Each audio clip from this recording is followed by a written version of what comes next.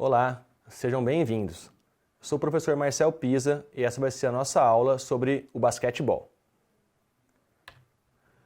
O basquetebol ele foi um esporte criado para atender uma demanda de um local específico.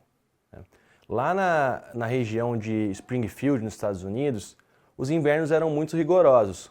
Então, o diretor da Associação Cristã de Moços de Springfield incumbiu o professor James Naismith a inventar um novo esporte que pudesse ser praticado nos ginásios fechados nos períodos de frio, no período de inverno, porque na época os esportes que existiam, que englobavam muitas pessoas, vários alunos, eles eram praticados ao ar livre, como o futebol americano, que já era muito popular naquela época. Então, durante o inverno, as práticas esportivas que tinham na Associação Cristã de Moços eram mais voltadas às lutas e às ginásticas. Essas práticas, elas não envolviam muitas pessoas e não estimulavam muitos alunos a praticar essas atividades durante o inverno. Então, por isso, o diretor da escola incumbiu o professor Naismith a desenvolver um novo esporte que seja praticado nos locais fechados e por vários alunos ao mesmo tempo. Então, teria que ser um esporte dinâmico para estimular os alunos a praticar. O professor Naismith, depois de várias reuniões com os professores, de vários rascunhos que ele foi fazendo durante as reuniões e que não deram certo, esses rascunhos eles eram amassados e lançados na cesta de lixo. Então, a partir dessa ideia, ele teve um lampejo e pensou, o novo esporte que eu vou criar vai ter um alvo fixo, e vai ter que ser marcado ponto arremessando uma bola dentro desse alvo. Então aí surgiu o basquete, que é a cesta, e o ball, bola na cesta. Porém tinha alguns problemas nisso também, porque se o cesto fosse no chão, ficaria muito difícil marcar o ponto, porque os adversários iriam bloquear a frente da cesta. Então ele pensou em pôr esse alvo no alto, numa altura que ninguém conseguisse pegar essa bola após o arremesso. Como na região era uma região produtora de pêssegos, tem muitas plantações de pêssegos, pelo clima ser mais frio na região, ele pegou 2 cestos de pêssego, da colheita de pêssego, e pendurou em 2 postes a 3 metros de altura, que eu imaginava que era uma altura que os adversários não conseguiriam interromper a trajetória da bola.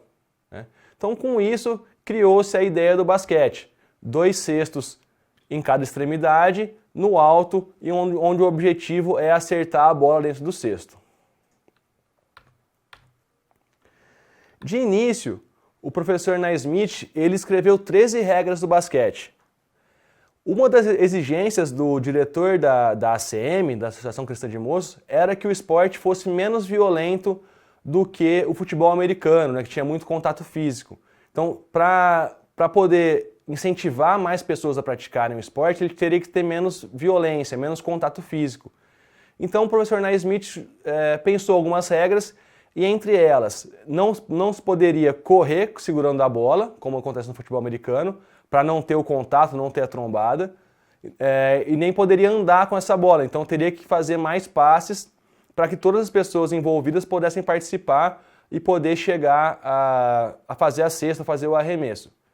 Além disso, uma das regras era que a cada 3 faltas consecutivas da equipe era marcado um ponto para o adversário, para tentar evitar ao máximo essa violência que vinha culturalmente do futebol americano. Porém, no início, o esporte teve algumas adversidades. Uma delas, que até chega a ser engraçado, que eles não pensaram na época, é que toda vez que a bola era arremessada na cesta, no cesto de pêssego, e era marcado um ponto, a bola ficava presa lá dentro. Então eles tinham que pôr uma escada no poste, subir e retirar essa bola. Só que a partir do momento que foram jogando muito nos mesmos cestos, foram fazendo muitas cestas, um dos fundos desse cesto cedeu. Então tiveram a ideia aí de cortar os fundos dos cestos para que a bola, toda vez que seja marcado o ponto, a bola passe e não tenha aí a dificuldade de ter que subir na escada para poder retirar essa bola lá de dentro. Depois disso surgiram anos mais tarde, outros tipos de cestas, que eram um cilindro de madeira preso por um aro de metal, vazado dos dois lados, e depois evoluiu para um aro de metal com uma redinha, como a gente conhece hoje em dia no basquete, né? A redinha foi posta ali para facilitar a visualização quando a bola passa por dentro da cesta. Uma outra diversidade que tinha no começo é que não existiam as tabelas, né? Não tinha aquela tabela lá atrás do aro, então o arremesso tinha que ser muito preciso para a bola cair dentro da cesta. Só 2 anos depois da criação do basquete é que foram instituídas as tabelas e facilitou um pouco mais a vida de quem está arremessando a bola. Não tinha também uma bola específica naquela época, né? Como era um esporte recém-criado, não existia uma bola de basquetebol. Então pegaram uma bola de câmara de ar de futebol de campo, né, o soccer americano, e foram jogar o basquete. Só que a câmara de ar é uma bola, um material mais maleável, né, muito flexível, então um material mole que não deu muito certo na prática. Porém, reza a lenda que as primeiras câmeras de ar que foram utilizadas eram da cor marrom alaranjado. Então foi a cor que se manteve na bola de basquetebol até hoje. Então é uma tradição essa bola do basquetebol ser essa cor meio marrom alaranjado. E por mais que as regras não permitissem muito contato, um grande problema que se teve no começo do basquete foi o excesso de contato físico, pela cultura do futebol americano que era muito presente naquela época. Aqui no Brasil, o basquete ele chegou pelo professor Augusto Shaw. Esse professor ele foi convidado para lecionar no Colégio Mackenzie lá em São Paulo, tá? No ano de 1894. Quando ele veio aqui para o Brasil, ele trouxe as bolas de basquete na sua bagagem. E quando chegou lá no Mackenzie em São Paulo, ele apresentou o esporte, o basquetebol, para os seus alunos.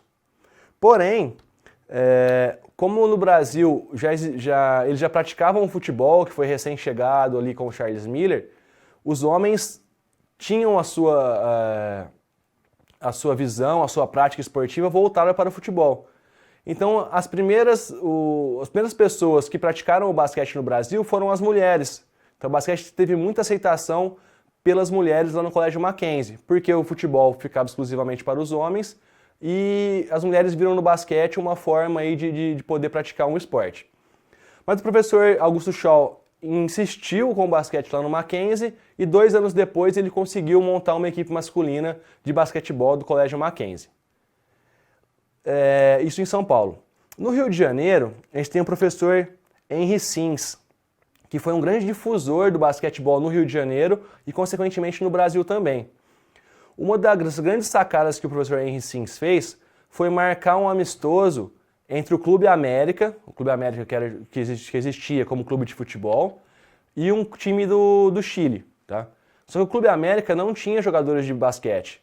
Então o professor Henry Sims pegou os seus alunos da ACM do Rio de Janeiro, utilizou o uniforme do América, né? Então eram os alunos da ACM do Rio jogando, representando o Clube América, e jogaram contra esse time chileno. E eles conseguiram ganhar dessa equipe. Então, com essa vitória, o basquete começou a ter mais popularidade, né, nos clubes esportivos do Rio de Janeiro. Tanto que hoje grandes equipes do basquete carioca são de equipes que têm também times de futebol, como o Vasco e o Flamengo. Como o basquete se popularizou muito, né, no mundo todo, ele não era quando o professor Naismith, lá em 1891, criou o basquete na ACM de Springfield, não era a intenção dele criar esse fenômeno que virou o basquete hoje em dia, né? O mundo inteiro pratica basquete, tem as ligas como a Liga Norte-Americana, que é uma liga milionária, gera muito dinheiro.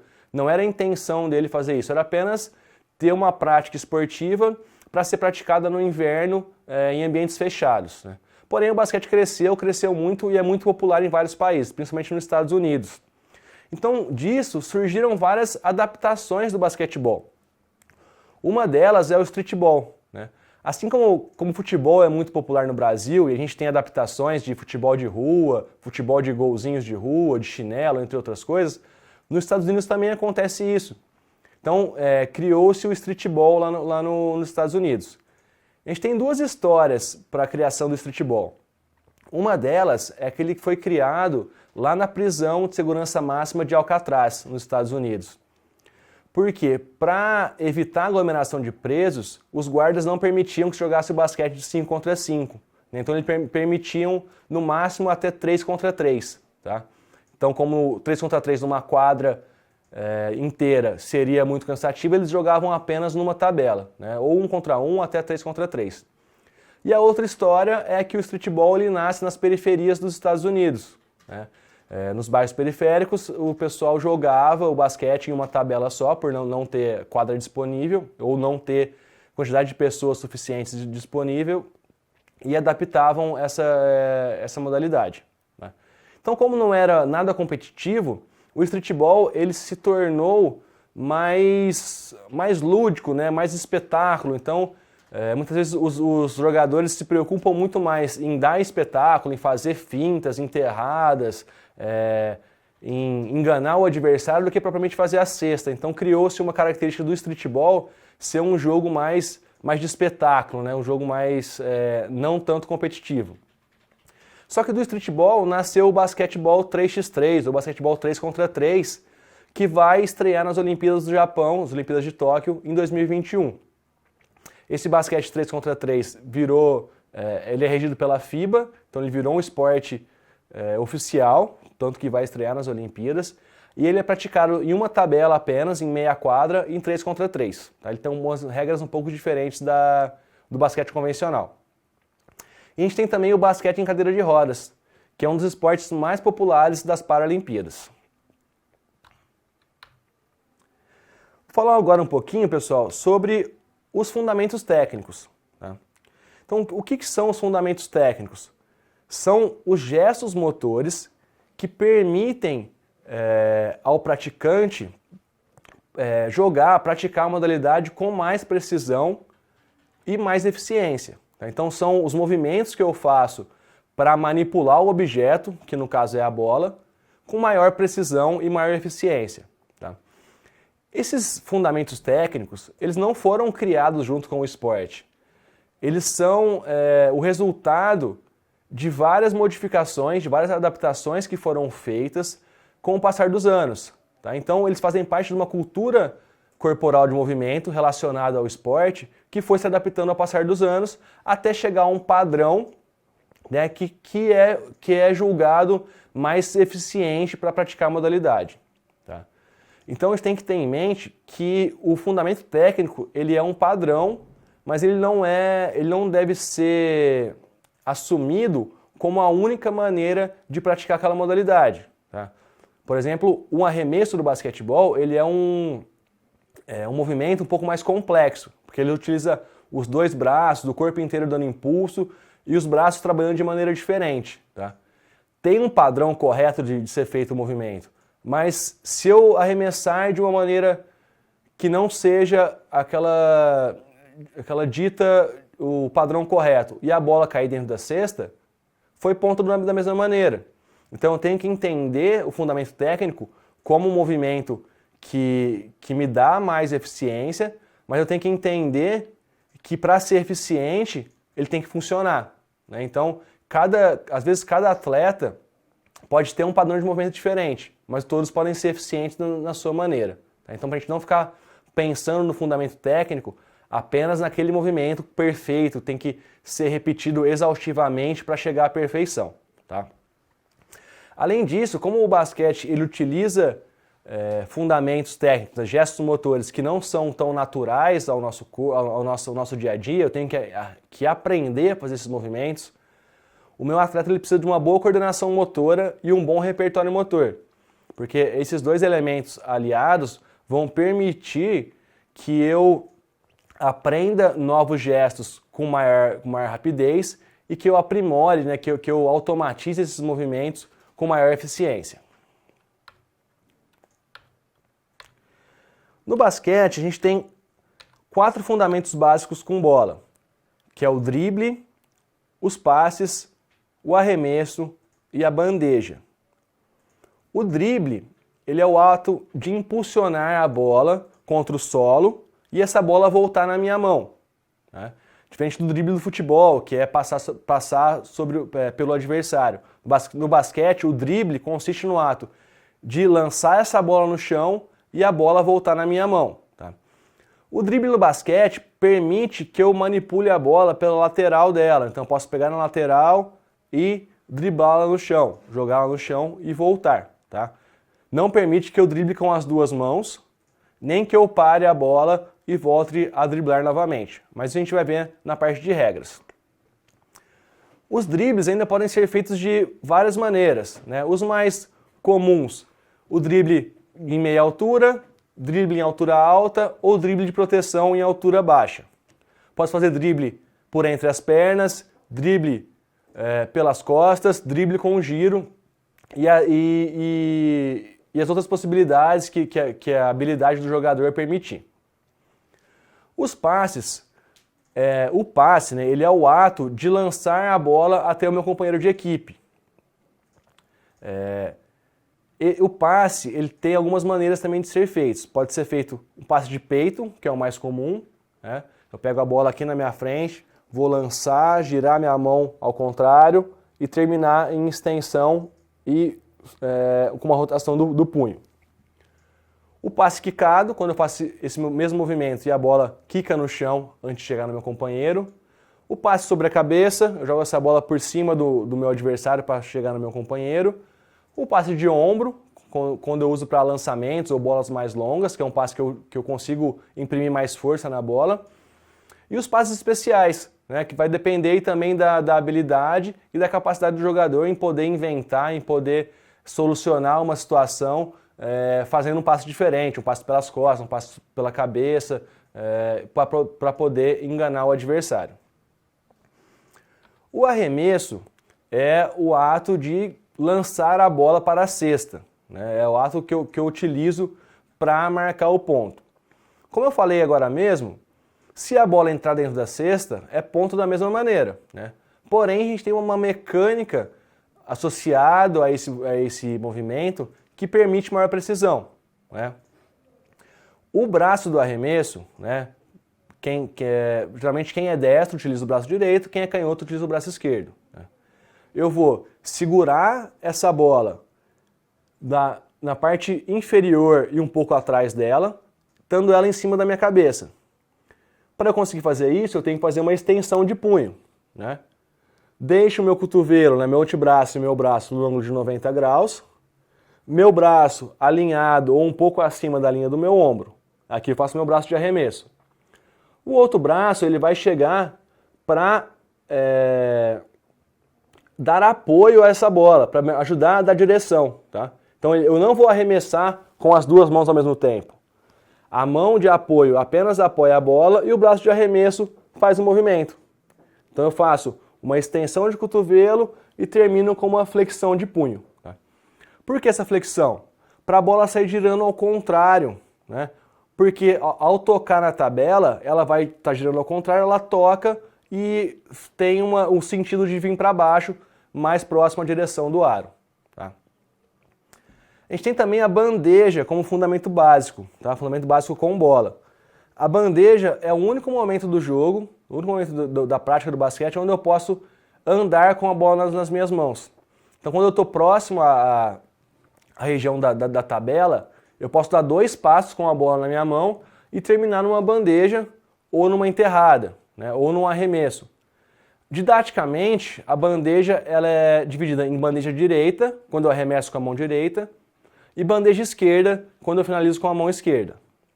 Como eu dou 2 passos para fazer a bandeja, quando eu vou finalizar com a mão direita, o meu último passo prioritariamente deve ser com a perna esquerda, para eu sair mais equilibrado e fazer essa bandeja.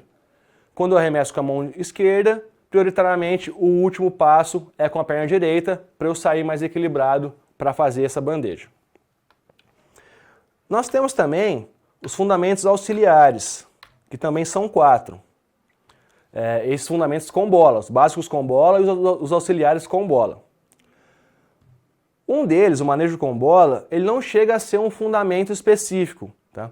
O que é o manejo da bola? O manejo de bola é você ter o domínio sobre o objeto, sobre a bola. Né? Então, quanto maior domínio eu tenho sobre ela, melhor é a minha aplicação disso nos fundamentos. Então, se eu consigo manipular a bola de várias formas, né? Se eu tenho aí um total domínio sobre essa bola, na hora do jogo eu consigo manipular ela da melhor maneira, né? Eu consigo driblar essa bola, né? Bater essa bola no chão sem estar olhando para ela. Eu posso fazer um passe de costas sem precisar olhar para o meu companheiro, para o meu adversário. Eu consigo manipular ela de várias maneiras ao meu favor. Tá? Ele não chega a ser um fundamento técnico, mas ele auxilia em todos os outros fundamentos.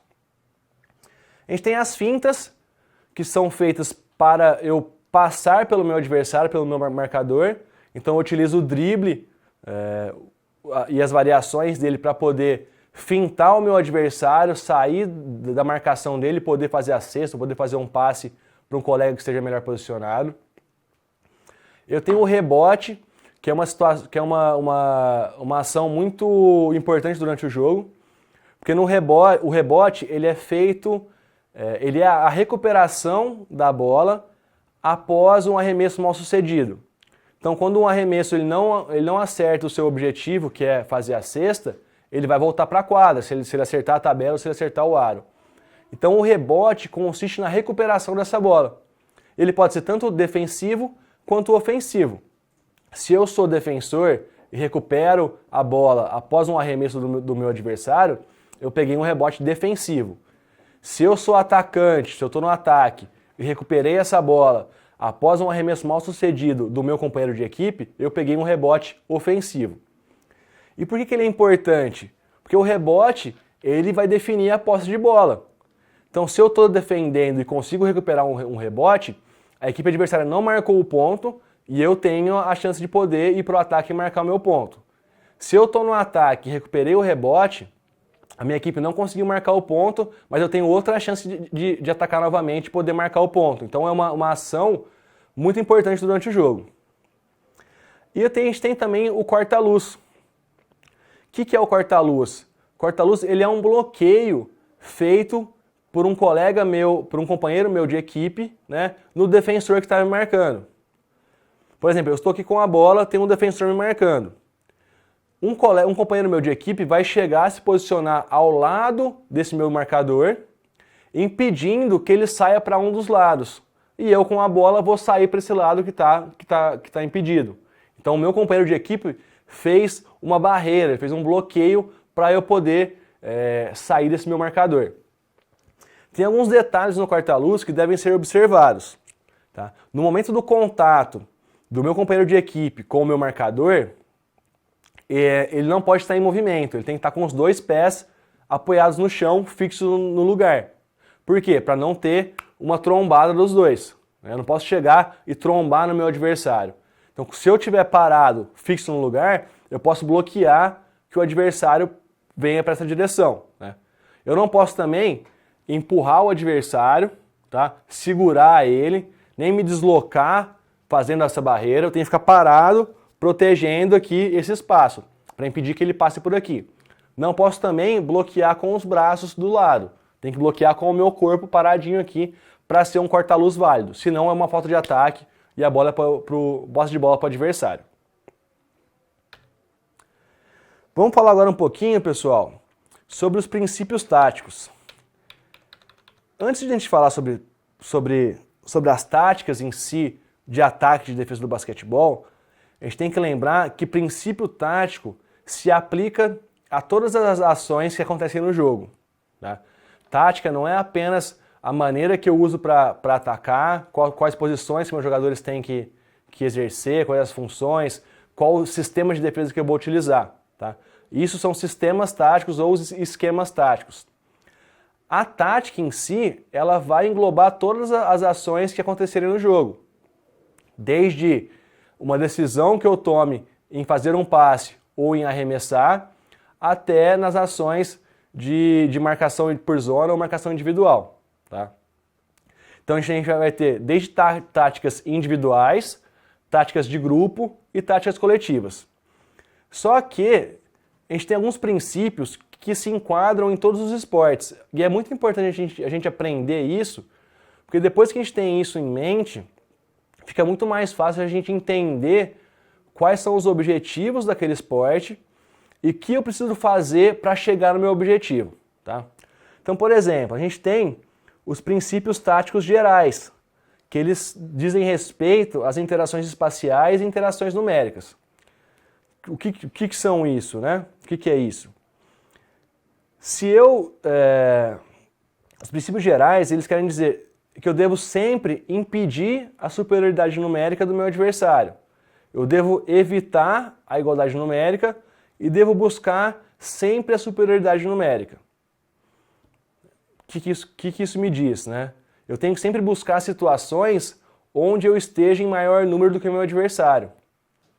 Se eu estou no ataque, eu tenho que fazer movimentações ou buscar situações onde tenham 2 atacantes contra 1 defensor, 3 atacantes contra 2 defensores e assim por diante. Porque isso é uma maneira de eu me sobressair sobre o meu adversário. Quando eu tenho maior quantidade de jogadores do que o meu adversário, a chance de êxito é muito maior.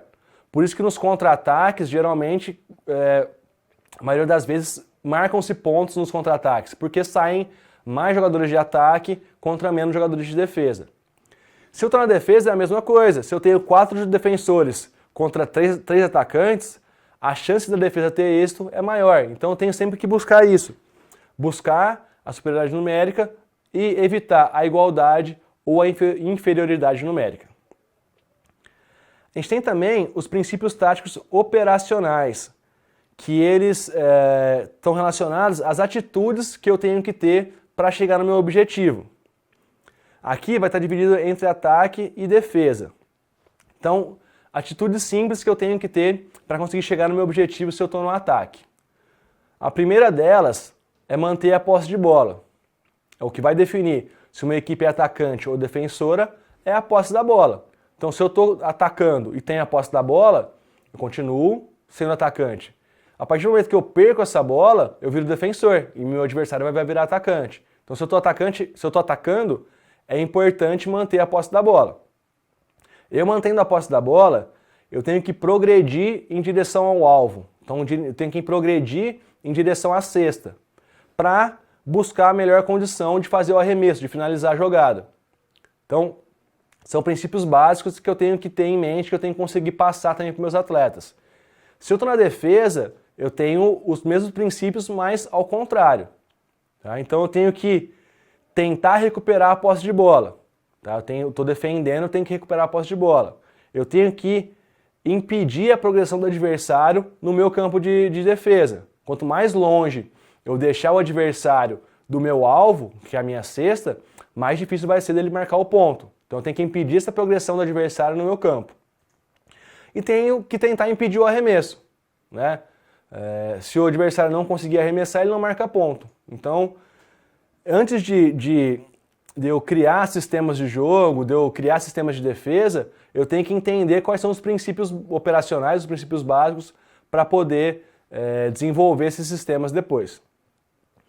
E depois disso eu vou ter os princípios funcionais, que vão aí desequilibrar a organização adversária. Então, eu tenho que forçar uma penetração, ter mais mobilidade, né, mais movimentação para poder desorganizar o sistema de defesa adversário, ter cobertura ofensiva, atacar os espaços vazios, ter equilíbrio no ataque, ter equilíbrio entre defesa e ataque, entre ataque e defesa, para não correr o risco de ter muito contra-ataque ou não correr o risco de não conseguir evitar o contra-ataque adversário, então tem que ter esse equilíbrio.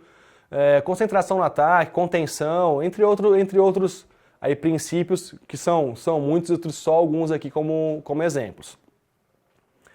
Entrando agora na tática, mais propriamente dita do basquetebol, a gente vai falar aqui sobre as posições dos jogadores. No basquetebol, a gente tem 5 posições básicas. Na verdade, são 3 posições básicas e 2 que são aí a mistura das outras 3. Né? A gente tem a posição 1, como vocês podem ver aqui, é a posição que fica mais longe da cesta e fica mais centralizado. A posição 1, ele é o armador. Né? Como o próprio nome já diz, ele é o atleta responsável por armar as jogadas da equipe. Né?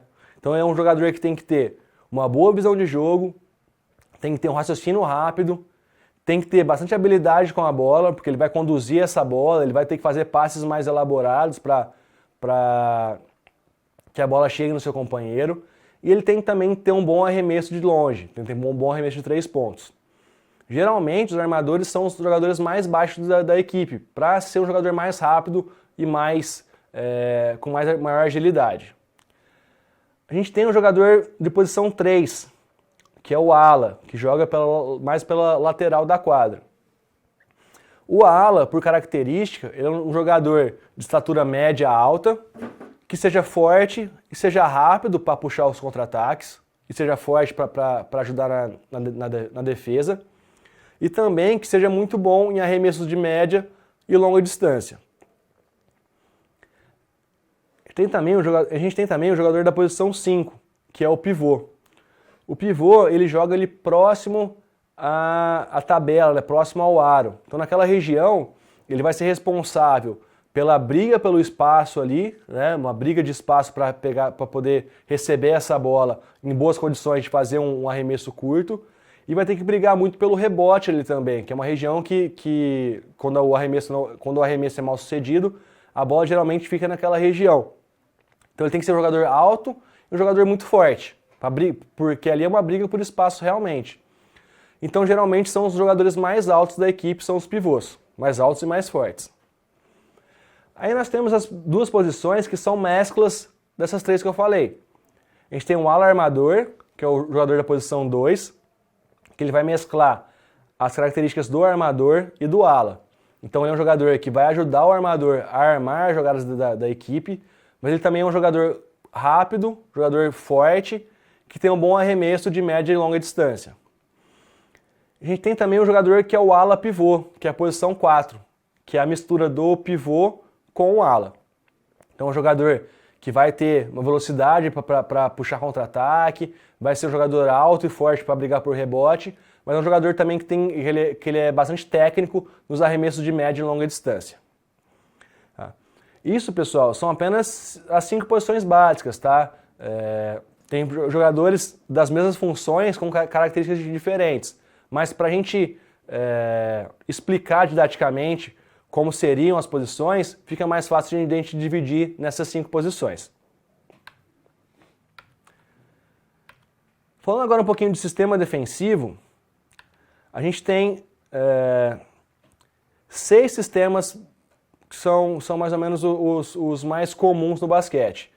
Só que esses 6 sistemas, eles são derivados de 2 sistemas de defesa, que é o sistema de defesa individual e o sistema de defesa por zona, que são as defesas básicas do basquetebol ou de qualquer outro esporte.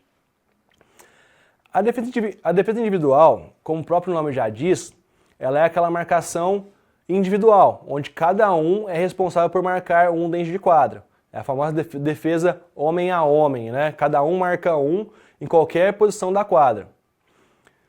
Por isso, por essa característica, ela é uma defesa muito cansativa, né? Porque eu tenho que correr atrás do meu adversário na quadra toda onde ele estiver, né? Então, faz com que o atleta corra maiores distâncias e se canse mais. Então não é uma defesa que dá para ser utilizada durante o jogo inteiro. Porém, na aprendizagem, é uma defesa mais fácil de ser ensinada, porque ela é mais simples de definir as funções. Você define, você vai marcar o jogador 5, pronto, você tem que fazer aquilo o jogo inteiro. E com isso é mais fácil também de achar os erros. Se eu estou marcando o jogador 5 e ele passou por mim, né, eu sei que foi um erro meu, então é mais fácil de achar os erros e de corrigir esses erros também. Mas é uma defesa bastante cansativa. Algumas outras desvantagens e vantagens da defesa individual. Como é uma defesa individual, dependendo do posicionamento dos adversários, é uma defesa que pode ficar muito aberta, né, muito espalhada na quadra. Se é uma defesa muito aberta, facilita a finta do adversário, a infiltração no garrafão e o arremesso de perto, né? Quanto mais perto da cesta, teoricamente é mais fácil de marcar o ponto. Então um ponto negativo da defesa individual é que ela é muito aberta e facilita a penetração e a infiltração pelo garrafão. Como ponto positivo, como os jogadores estão sempre marcados de perto, né, estão sempre vigiados de perto, fica mais difícil a troca de passes do adversário e mais difícil também o arremesso de longe. A marcação por zona, né, a defesa por zona, é a defesa onde cada jogador é responsável por marcar uma região da quadra. Independente de onde a bola estiver, independente de quem estiver ali, o jogador ele é responsável por marcar uma região da quadra. Então são 5 jogadores, divide a região ali do garrafão, da quadra de defesa, em 5 e cada um é responsável por uma região. Ela é uma defesa menos cansativa, né? O jogador ele tem que se deslocar menos, porque não importa quem está ali, só importa quem vai entrar na zona dele e onde que a bola vai estar. Porém, ela é uma defesa muito mais difícil de ser aprendida e de ser ensinada, porque existe muito conflito, né? Na teoria, 5 jogadores marcando 5 jogadores em cada uma posição é tranquilo, mas durante o jogo está todo mundo se movimentando, né? Se 3 jogadores mudarem de posição, 2 jogadores forem para uma mesma zona, como que fica essa defesa, né? Então, ela é um pouco mais complicada de ser entendida ali a movimentação e de cobrir os espaços que vão ficar vazios, né? Como vantagem na defesa por zona, eu tenho a concentração de jogadores próximo ao garrafão, então dificulta que o adversário penetre, infiltre no garrafão e faça um arremesso mais próximo. E como eu tenho um sistema mais equilibrado, ele facilita o rebote defensivo e, consequentemente, o contra-ataque. Então eu tenho um sistema mais equilibrado, que a partir do momento que eu pego o rebote defensivo, eu já tenho um contra-ataque armado. Como desvantagem, como a defesa fica muito concentrada próximo ao garrafão, isso facilita com que os adversários troquem passes, né, em volta da defesa, rodem essa bola com mais facilidade e também façam arremesso de longa distância com maior facilidade. A defesa por pressão, ela é característica quando eu tenho 2 jogadores da minha equipe marcando um adversário, né? Então o adversário que está com a bola, eu desloco 2 jogadores, 2 marcadores para poder marcar ele. Então estou fazendo pressão de 2 jogadores aqui em quem está com a bola. Para forçar ele a fazer um passe precipitado, ou um arremesso precipitado, ou numa falta de atenção conseguir roubar essa bola. Porém, ela é muito cansativa, né? Para eu ter 2 jogadores todo momento marcando um jogador com a bola, eu tenho que me correr muito mais, tenho que correr mais do que na defesa individual. Então, ela é uma defesa utilizada geralmente no final do último quarto, quando minha equipe está perdendo o jogo, eu preciso recuperar essa bola rapidamente para poder marcar o ponto.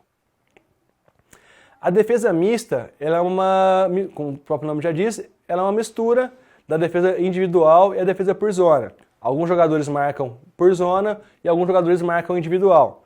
Geralmente, quando a equipe adversária tem um jogador que desequilibra, eu marco ele individualmente e o resto da minha equipe marca por zona, marca ele próximo ao garrafão. Dessas marcações mistas, das defesas mistas, eu tenho a box one e a matchup. Tá? A box one, 4 jogadores marcando por zona, próximo ao garrafão, e um jogador marcando individual, aquele jogador, onde quer que ele vá na quadra, esse jogador acompanha ele. A matchup é praticamente a mesma coisa, são 4 jogadores marcando por zona e um jogador marcando individual. A única diferença é que essa marcação individual ela vai se revezando, né? A partir do momento que o jogador que está sendo marcado individual muda de zona, o outro jogador marca ele e quem estava marcando recompõe a defesa de marcação por zona. É um pouco mais complicada, mas ela é menos cansativa para quem está marcando individual. No ataque, pessoal, eu tenho 3 maneiras de fazer meu ataque. Eu falei da defesa, vou passar agora para o ataque. O ataque ele pode ser feito de contra-ataque, pode ser feito um ataque de transição e um ataque posicionado. O contra-ataque, geralmente, é a forma mais efetiva de eu marcar o ponto, porque eu saio em velocidade, maioria das vezes em superioridade numérica, então eu consigo surpreender meu adversário, consigo chegar mais próximo à cesta para finalizar a jogada. Então, quando eu recupero o rebote, ou quando eu consigo roubar a bola do meu adversário e sair no contra-ataque, a chance de marcar ponto é muito grande. Quando eu saio no contra-ataque e eu não consigo finalizá-lo, né? Então eu saí para o contra-ataque, mas a defesa adversária conseguiu voltar e impedir minha progressão no campo deles. Então eu tenho que esperar a minha equipe chegar para poder organizar meu ataque. Então isso a gente chama de ataque de transição. É um contra-ataque mal sucedido que fez a transição para um ataque posicionado. E o ataque posicionado é quando eu saio da minha quadra de defesa com a minha equipe posicionada, né, nas posições específicas de ataque, para poder fazer a progressão, fazer a troca de bola e finalizar com arremesso. Então, contra-ataque é um ataque rápido, transição é um contra-ataque que não deu certo e eu espero minha equipe chegar para fazer o ataque, e o ataque posicionado é quando eu saio do meu campo de defesa já com a minha equipe posicionada e com a defesa adversária posicionada também. Para eu ser efetivo no ataque, eu tenho que jogar nos pontos fracos do meu adversário. Então, se o meu adversário ele está fazendo uma defesa individual, eu vou fazer com que ele abra espaços, né? Eu vou posicionar meus jogadores na quadra de maneira que a defesa adversária abra espaços. Vou utilizar das fintas, como a defesa individual não tem cobertura, eu vou utilizar das fintas dos meus jogadores mais habilidosos para fazer essa infiltração no garrafão e poder fazer a cesta. Se eu estou contra uma defesa por zona, qual que é a desvantagens dela? É permitir que eu faça mais passes, que eu troque essa bola rápido e me movimente. Então o que eu vou utilizar? Troca de passe rápido, movimentação rápida para confundir a defesa adversária e achar um espaço vazio para receber essa bola e poder fazer o arremesso. Então eu tenho sempre que me valer das desvantagens do sistema defensivo do meu adversário para poder ter êxito no meu ataque. Passando agora pelas regras, vou falar só as regras básicas para vocês, porque não é o intuito da gente aqui formar árbitros, né? Então são as regras básicas para entender o basquete e poder praticar ou poder ensinar o basquete para seus alunos. O basquete ele é disputado numa quadra de 28 metros de comprimento por 15 de largura. Algumas federações permitem quadras aí de 26 por 14 também, mas a oficial é 28 por 15. Na quadra a gente tem um círculo central que tem 1,80 m de raio. O semicírculo do lance livre tem a mesma medida também. O garrafão é um retângulo medindo 4,90 por 5,80. A gente tem também a linha de 3 pontos que define quais arremessos vão valer 2 pontos, quais arremessos vão valer 3 pontos. Né? Essa linha ela fica a 6,75 m em relação à cesta. Então ela é um semicírculo meio ovalado. O aro da cesta ele fica a 3,5 metros de altura em relação ao solo. Né? A equipe de basquete ela é composta de até 12 jogadores, sendo que só 5 ficam em quadra. O jogo ele é disputado em 4 tempos de 10 minutos, né? Então são 4 períodos de 10 minutos, cronometrados. E o vencedor é a equipe que marcar mais pontos dentro desse tempo regular de jogo. Se ficar empatado o jogo nesses 4 períodos, é disputado uma prorrogação de 5 minutos. Se ficar empatado, vai tendo prorrogações de 5 minutos até desempatar o jogo. No basquete, eu tenho 24 segundos para efetuar o meu ataque. A partir do momento que eu recuperei a posse de bola, ou que eu saí com essa bola do meu campo de defesa para o ataque, eu tenho 24 segundos para poder efetuar o ataque. Se eu não efetuei o ataque em 24 segundos, eu perco a posse de bola. Desses 24 segundos que eu tenho 8 para poder levar essa bola do campo de defesa ao campo de ataque. Então eu tenho até 8 segundos para passar a linha do meio da quadra. Tá? Então se eu gastei 8 segundos para passar essa bola do meio da quadra, eu tenho mais 16 para efetuar o ataque. Se eu gastei 2, eu vou ter mais 22. Então, são 24 segundos no total, sendo que desses 8 é para levar a bola para o campo de ataque. No basquete, eu tenho três pontuações. O arremesso de lance livre vale 1 ponto.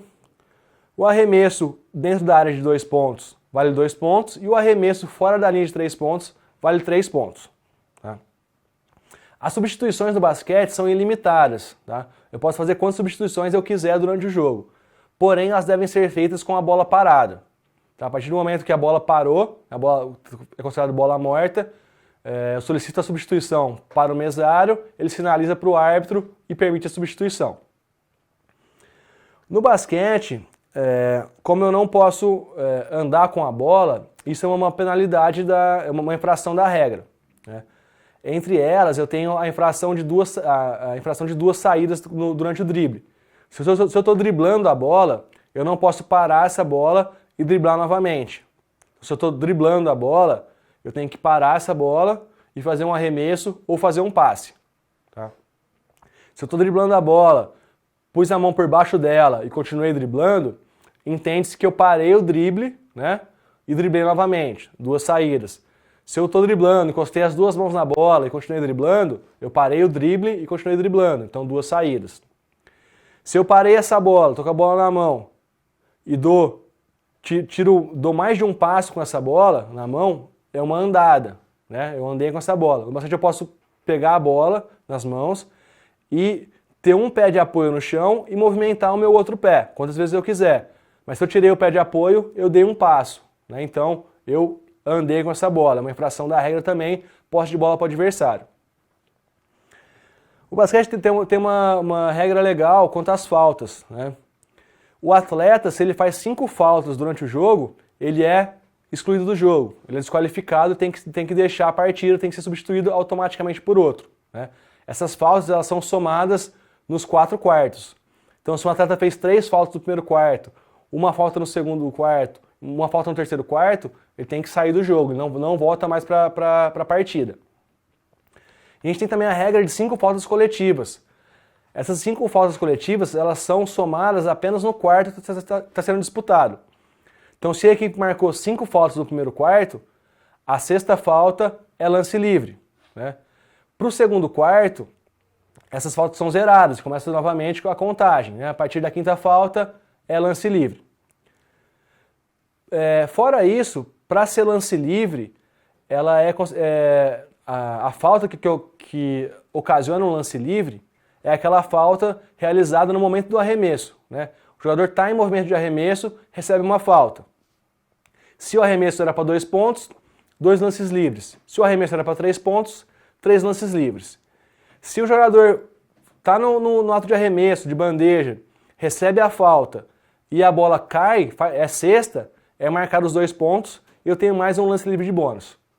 Se o jogador está nos 3 pontos, fora da linha de 3 pontos, vai fazer o arremesso, sofre a falta e a bola cai, é cesta, tem 3 pontos e mais um lance livre. Então pessoal, a aula era isso. Expliquei um pouco para vocês sobre o basquete, sobre a história, sobre os fundamentos técnicos, sobre os sistemas táticos, né, os princípios táticos e um pouquinho básico sobre as regras. Espero que esse conteúdo ajude vocês nas atividades, nas avaliações e um abraço, até uma próxima oportunidade.